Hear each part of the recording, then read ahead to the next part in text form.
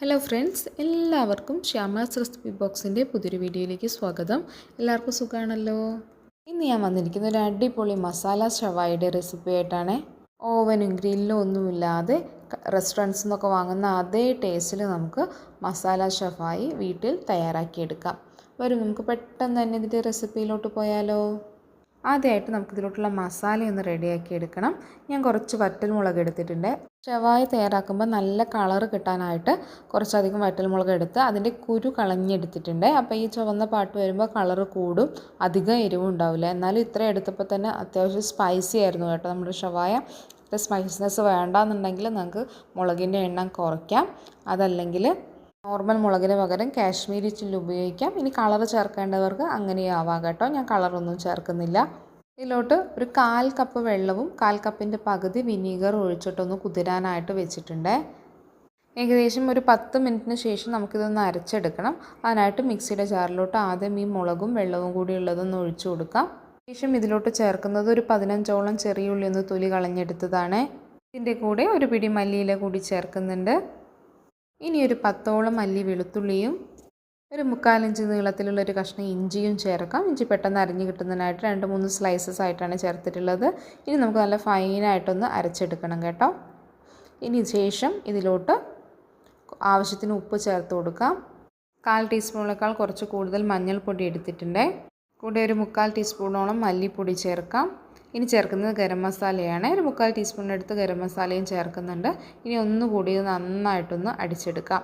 ഇതുപോലെ ഒന്നുകൂടി അടിച്ചെടുത്ത് കഴിഞ്ഞാൽ നമ്മുടെ ഷവായിലോട്ടുള്ള മസാല റെഡി. ഞാൻ ഇതുപോലെ ഒരു ചിക്കൻ്റെ ബ്രസ്റ്റ് പീസിൻ്റെ ഭാഗം വലിയ പീസായിട്ടൊന്ന് കട്ട് ചെയ്തെടുത്തിട്ടുണ്ട്. നമ്മളിവിടെ പ്രഷർ കുക്കറിലാണ് മസാല ഷവായി റെഡിയാക്കി എടുക്കുന്നത്. അപ്പോൾ പ്രഷർ കുക്കറിൽ നല്ല ഈസി ആയിട്ട് വെക്കാൻ പറ്റുന്ന രീതിയിലുള്ള പീസേ എടുക്കാൻ പാടുള്ളൂ. നല്ല ടൈറ്റായിട്ട് നിൽക്കുന്ന പീസ് എടുക്കരുത്. ഇനി ഒരു ഫോർക്ക് ഉപയോഗിച്ച് ഇതുപോലെ നന്നായിട്ട് കുത്തി കൊടുക്കാം. ഉള്ളിലോട്ടൊക്കെ മസാല ഇറങ്ങുന്നതിന് വേണ്ടിയിട്ടാണ് ഇങ്ങനെ ചെയ്യുന്നത്. നിങ്ങൾക്ക് വേണമെങ്കിൽ ബ്രസ്റ്റിൻ്റെ ഒക്കെ ഭാഗത്തൊക്കെ വേണമെങ്കിൽ കത്തി കൊണ്ട് വരയിട്ട് കൊടുക്കുക. ഇനി കത്തി കൊണ്ട് വരയിട്ടാലും ഉടങ്ങി പോയാലെന്ന് വെച്ചിട്ടാണ് ഞാൻ ഇതുപോലെ ഫോർക്ക് കൊണ്ട് കുത്തി കൊടുക്കുന്നത്. 2 ഭാഗവും നന്നായിട്ട് ഇതുപോലെ കുത്തി കൊടുക്കുന്നുണ്ട്. ഇനി ഇതിന് മുകളിലോട്ടായിട്ട് നമ്മുടെ മസാല ഒന്ന് പുരട്ടി കൊടുക്കാം. കൈകൊണ്ട് പുരട്ടി എടുക്കാൻ പറ്റുവാണെങ്കിൽ ഏറ്റവും നല്ലതാണ്, കൈ എരിയുന്ന പ്രോബ്ലം ഇല്ലെങ്കിൽ. അതല്ലെങ്കിൽ ഒരു ഗ്ലൗസ് ഇട്ടിട്ടൊക്കെ നന്നായിട്ട് ഇത് തേച്ച് പിടിപ്പിക്കാവുന്നതാണ് കേട്ടോ. ചിക്കൻ്റെ 2 ഭാഗത്തും ഇതുപോലെ നന്നായിട്ട് മസാല തേച്ചെടുക്കണം കേട്ടോ. മസാല മുഴുവൻ നന്നായിട്ട് തേച്ച് കൊടുത്ത ശേഷം ഞാനിതൊരു കുഴിയുള്ള പാത്രത്തിലോട്ട് മാറ്റുന്നുണ്ട്.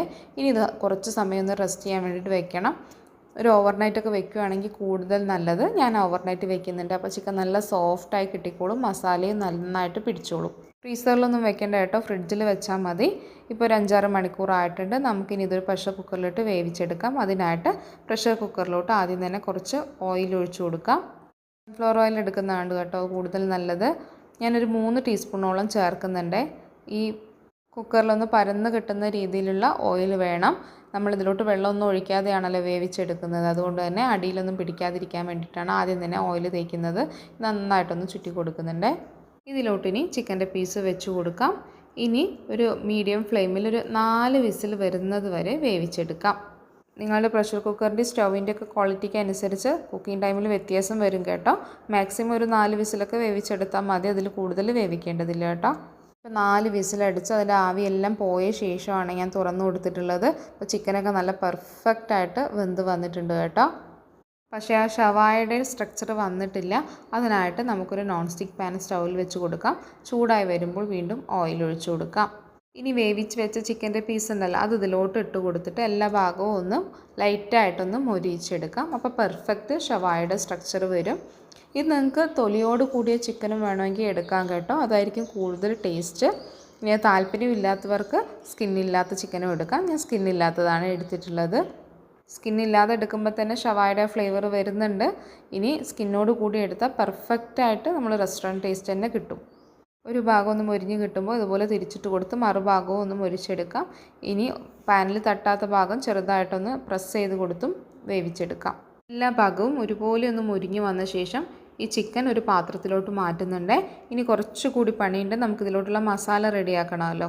ഇനി ഇതേ പാനിലോട്ട് തന്നെ നമ്മൾ ചിക്കൻ മസാല പുരട്ടി വെച്ച പാത്രത്തിൽ മസാല ബാക്കി ഉണ്ടാവും. അത് ജസ്റ്റ് ഇത്തിരി കൂടി ഒന്ന് വെള്ളം ഒഴിച്ച് ലൂസാക്കിയ ശേഷം ഇതിലോട്ടൊന്ന് ഒഴിച്ചു കൊടുക്കാം. ഇനി ഇതൊന്ന് കുക്കായിട്ട് എണ്ണയൊക്കെ ഒന്ന് തെളിഞ്ഞ് വരണം. ഇപ്പോൾ നമ്മൾ ഒഴിച്ചെടുത്ത മസാല നന്നായിട്ട് കുക്കായി എണ്ണയൊക്കെ ഒന്ന് തെളിഞ്ഞ് തിക്കായിട്ട് വന്നിട്ടുണ്ട്. ഇനി ഇതിലോട്ട് നമ്മൾ പ്രഷർ കുക്കറിൽ കുറച്ച് ഓയിലും മസാലയും ഉണ്ടായിരുന്നല്ലോ, അതും ഇതിലോട്ട് ഒഴിച്ചു കൊടുക്കാം. നമ്മൾ ചിക്കൻ കുക്ക് ചെയ്യുമ്പോൾ ചിക്കനിൽ നിന്ന് ഇറങ്ങി വന്ന വെള്ളമൊക്കെയാണ് കേട്ടോ ഇത്. കൂടി ചേർത്ത് കൊടുത്ത ശേഷം വീണ്ടും ഒന്നുകൂടി തിളപ്പിച്ചെടുക്കാം. ഈ സമയത്ത് ഉപ്പൊക്കെ ഒന്ന് ചെക്ക് ചെയ്ത് നോക്കി ആവശ്യമെങ്കിൽ ചേർക്കാം കേട്ടോ. ഈ ഒരു മസാലയ്ക്ക് തന്നെ നല്ല ഫ്ലേവറാണ്. ഇപ്പോൾ നന്നായിട്ടൊന്ന് തിളച്ച് വരുന്നുണ്ട്. ഈ സമയം ഞാൻ ഇതിലോട്ട് സ്വല്പം തേൻ ഒഴിച്ച് കൊടുക്കുന്നുണ്ട്. ഇതിൽ എരിവും പുളിയും ഉപ്പൊക്കെ ഒന്ന് ബാലൻസ് ചെയ്യാൻ വേണ്ടിയിട്ടാണിത്. തേനിന് പകരം നിങ്ങൾക്ക് വേണമെങ്കിൽ പഞ്ചസാരയാണെങ്കിലും യൂസ് ചെയ്യാം. ഒരു 1/2 ടീസ്പൂണിനടുത്ത് പഞ്ചസാര ചേർത്ത് കൊടുത്താൽ മതിയാകും. നമ്മൾ വിനീഗറൊക്കെ ചേർത്തുകൊണ്ട് തന്നെ ഈ സോസിന് അത്യാവശ്യം പുളി ഉള്ളതുകൊണ്ടാണ് ഞാൻ ഇതിലോട്ട് ടൊമാറ്റോ സോസ് ചേർക്കാത്തത്. ഇനി പുളി കുറവാണെങ്കിൽ നിങ്ങൾക്ക് ഈ തേനിനും പഞ്ചസാരയ്ക്കൊക്കെ പകരം ടൊമാറ്റോ കെച്ചപ്പോ സോസോ ഉപയോഗിക്കാവുന്നതാണ്. അപ്പോൾ ഇതിൻ്റെ ടേസ്റ്റും സ്ട്രക്ചറൊക്കെ നല്ല പെർഫെക്റ്റ് ആയിട്ട് വന്നിട്ടുണ്ട്. ഇനി നമുക്കിത് സെർവ് ചെയ്യാനായിട്ട് തുടങ്ങാം. നമ്മൾ ഷവായൊക്കെ സെർവ് ചെയ്യുന്നത് കണ്ടില്ലേ, ആദ്യം ഇതിലോട്ട് മസാല ഒന്ന് സ്പ്രെഡ് ചെയ്ത് കൊടുക്കാം. ഇതുപോലെ പ്ലേറ്റിലൊന്ന് സ്പ്രെഡ് ചെയ്യാം. ഇതുപോലെ സ്പ്രെഡ് ചെയ്തെടുത്ത ശേഷം നമുക്കിതിന് മുകളിലോട്ടായിട്ട് ചിക്കൻ്റെ പീസ് വെച്ച് കൊടുക്കാം. ഈ ചിക്കനും മസാലയ്ക്കൊക്കെ ഒരു അടിപൊളി ഫ്ലേവറാണ്. നമ്മുടെ കുബൂസിൻ്റെ കൂടെയും ചപ്പാത്തിയുടെ കൂടെയൊക്കെ നല്ല ബെസ്റ്റ് കോമ്പിനേഷനാണ് കേട്ടോ. ഇനി നിങ്ങൾക്ക് ഇത് ഗാർണിഷ് ചെയ്ത് കൊടുക്കണമെങ്കിൽ ഇതിലോട്ട് ലെമണിൻ്റെ സ്ലൈസോ ഓനിയൻ സ്ലൈസോ അല്ലെങ്കിൽ മല്ലിയിലൊക്കെ ഇട്ട് കൊടുക്കാവുന്നതാണ്. ഞാനൊന്നും ചെയ്യുന്നില്ല.